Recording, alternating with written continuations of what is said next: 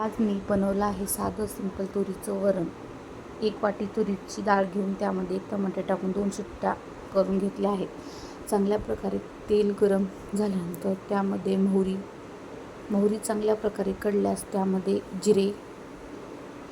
जिरेही चांगल्या प्रकारे कढल्यास त्यामध्ये लसूण टाकला आहे. चांगल्या प्रकारे मिक्स करून घ्या आणि त्यामध्ये 1 कांदा कट केलेला टाका. कांद्याचा कलर बदलल्यानंतर त्यामध्ये 2 चमचे लाल तिखट टाकून चांगल्या प्रकारे मिक्स करून घ्या. त्यामध्ये आपण डाळ शिजवलेली आहे ते टाकून घ्या. अशा प्रकारे डाळ त्यामध्ये कोथिंबीर ॲड करा. त्याला चांगल्या प्रकारे 1 उकळी येऊ द्या. उकळी आल्यानंतर आपण बघू शकता आपलं साधं सिंपल तुरीचं वरण तयार आहे. मी केलेलं साधं सिंपल तुरीचं वरण आवडलं असेल तर चॅनलला सबस्क्राईब करा.